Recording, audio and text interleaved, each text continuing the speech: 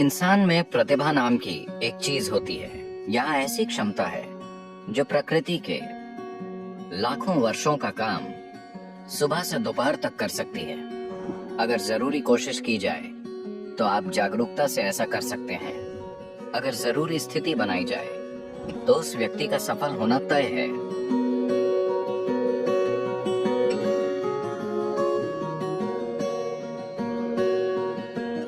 बात छोटी हो या बड़ी कोई फर्क नहीं पड़ता। मनुष्य अपने हर काम में सफल होना चाहता है। जीवन में अनंत दरवाजे मौजूद हैं। आप बहुत मेहनती हैं तो आप कुछ दरवाजे खोलेंगे। आप बुद्धिमान हैं तो कई दरवाजे खोलेंगे। पर अगर आप वाकई जीवंत हैं तो दरवाजे खुद खुलेंगे।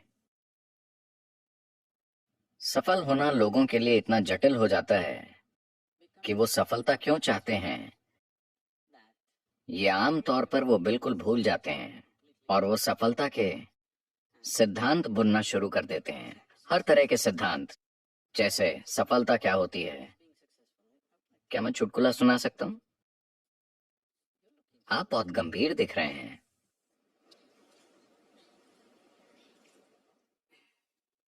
भारत में एक आदमी था, शंकरन पिल्लई। अच्छा, ये जॉन स्मिथ की तरह है।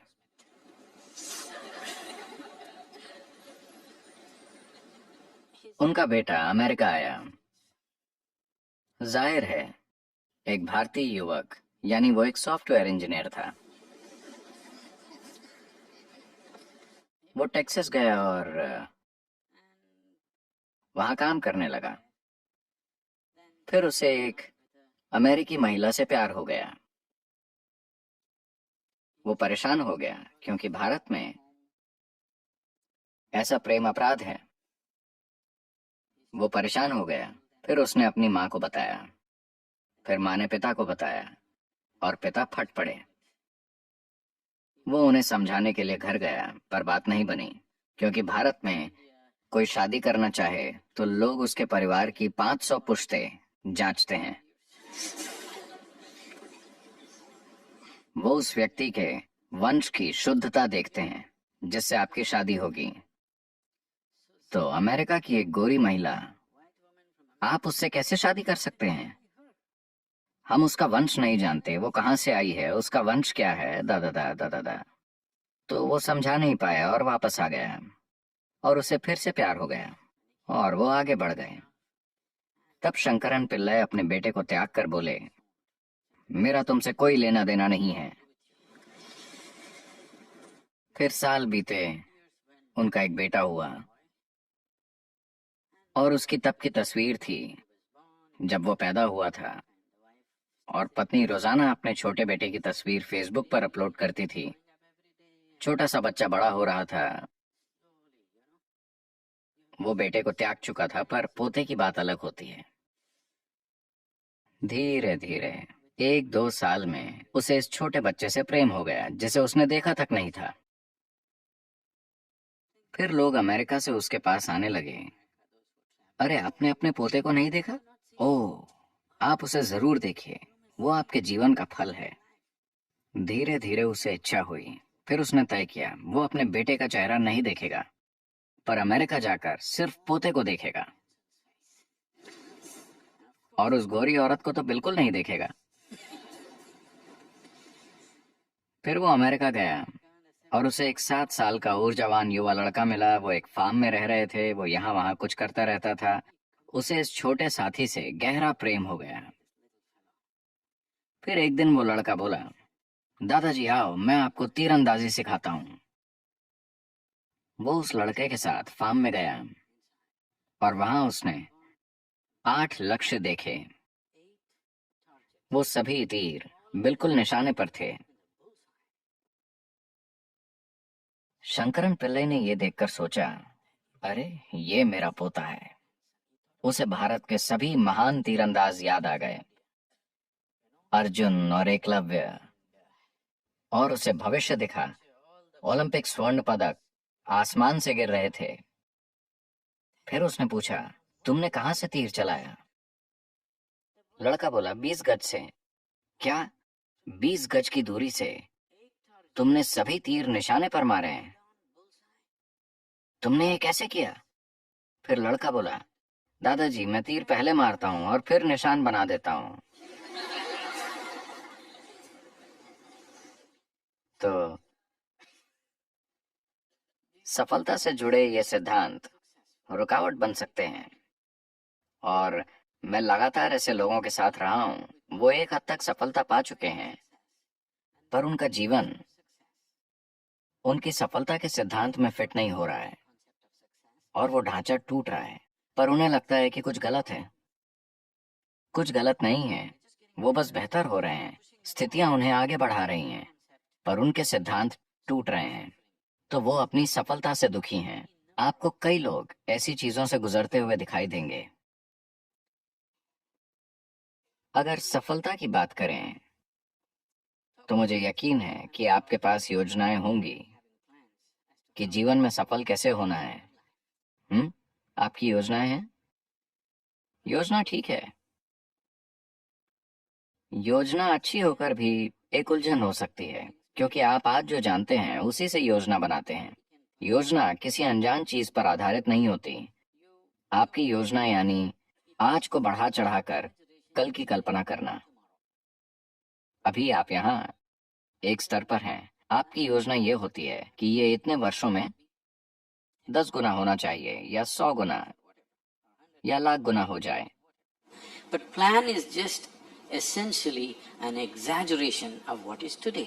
पर योजना यानी आज की स्थिति को बढ़ा चढ़ाकर की गई कल्पना। शायद इसके पीछे कोई तर्क हो, शायद आप उससे जुड़ी चीजें समझते हो, पर मूल रूप से आप आज की ही बढ़ा चढ़ाकर कल्पना करते हैं। यानी कई मायनों में वो सभी संभावनाएं खत्म हो जाती हैं जो अभी आपके अनुभव में नहीं हैं। आपने पेंसिल्वेनिया की बाढ़ के बारे में सुना? पेंसिल्वेनिया में बाढ़ आती है। आपको पता है, एक बार एक बड़ी बाढ़ आई और एक शहर में पानी इतना ऊपर उठा कि घर डूबने लगे। तो दो छोटे लड़के अपने घर की छत पर चढ़कर बैठे थे। फिर उन्होंने अपने घर के सामने एक टोपी को ऊपर नीचे होते देखा। एक ने पूछा, वो टोपी ऊपर नीचे क्यों हो रही है? दूसरा बोला, चिंता मत करो, वो मेरे पिताजी हैं।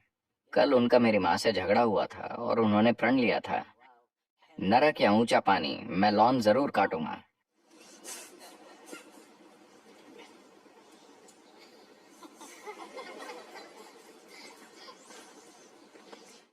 तो योजनाएं परेशानी बन सकती हैं। योजनाएं बनाना अच्छा है, पर ज्यादा जरूरी ये है कि एक उद्देश्य हो। अगर उद्देश्य है तो योजनाएं बनती जाएंगी, योजनाएं फेल होंगी और फिर नई योजनाएं बनेंगी। जो होना है होगा। आप एक उद्देश्य पर टिके रहें तो बाकी चीजें उस उद्देश्य की मदद करेंगी। पर अगर आप किसी योजना पर टिके रहेंगे तो वो योजना खुद एक रुकावट बन सकती है। योजना संभावना भी है। योजना बनाकर रखना ठीक है, लेकिन आपको योजना को थोड़ी दूरी पर थाम कर रखना चाहिए। आपको योजना से अपनी पहचान नहीं जोड़नी चाहिए। सफलता की प्रक्रिया, देखिए, मूल रूप से सफलता की चाह हर इंसान में होती है। आप उसमें थोड़ी आग डालकर उसे अपना जुनून बना सकते हैं, लेकिन अगर ये आपके अंदर की एक जरूरत बन जाती है कि आपको सफल होना ही है वरना आपको बहुत दुख होगा, तो फिर आप दिक्कत में पड़ने वाले हैं, एक गंभीर दिक्कत। हमारे जुनून जहर बन सकते हैं। If we start becoming resentful for the non-fulfillment of those passions, हमारे जुनून जहर बन सकते हैं अगर हम उन जुनून के सफल न होने पर नाराज होने लगें। तो जहर बनने से मेरा मतलब है कि आज ये दिखाने के लिए काफी मेडिकल और वैज्ञानिक सबूत हैं कि नाराज होने पर, जब आप किसी चीज से गुस्सा होते हैं या चिड़चिड़े होते हैं, तो आज डॉक्टर चेक कर सकते हैं। हम आपका खून लेकर ये देख सकते हैं कि आप अपने सिस्टम में जहर डाल रहे हैं। ये वो जहर है जो आप पीते हैं पर दूसरे के मरने की उम्मीद करते हैं। जीवन ऐसे नहीं चलता। अगर आप जहर पिएंगे तो आप मरेंगे, यही ठीक है, यही ठीक है ना? आप जहर पिए तो आपको मरना चाहिए, मैं जहर पीकर उसे मारना चाहता हूँ, ऐसा नहीं होता। like that. तो ऐसी भावनाएं हमारी क्षमता को छीन लेती हैं। देखिए, इंसान में प्रतिभा नाम की एक चीज होती है, हर इंसान में होती है, वो उसे जीवन में कभी ना कभी छूता है। पर प्रश्न ये है कि आप उसे कितनी बार छूते हैं, यही प्रश्न है। You sparked once in your lifetime. That's not good enough. You must be sparking all the time, isn't it? आप अपने जीवन में एक बार चमके, ये काफी नहीं है, आपको हर समय चमकते रहना चाहिए, है ना?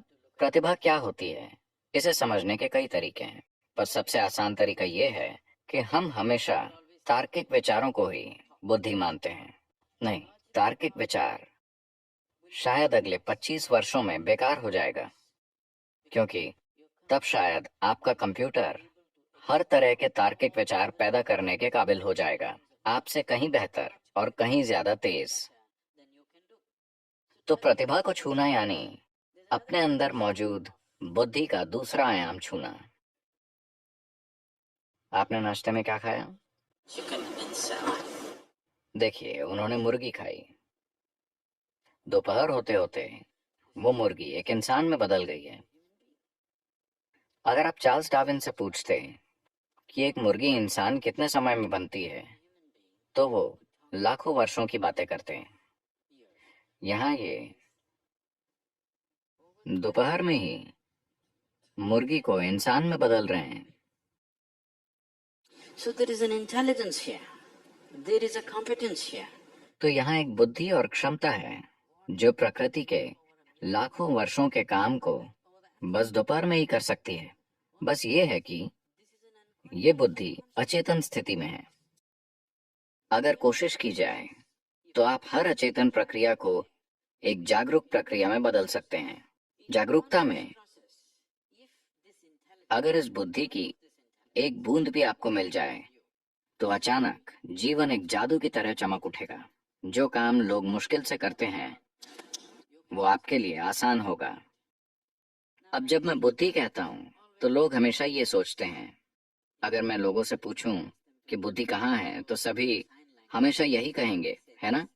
वो ये या ये या ये या ये नहीं कहेंगे। पर आपके शरीर की एक कोशिका आपके दिमाग से कहीं ज्यादा काम कर रही है।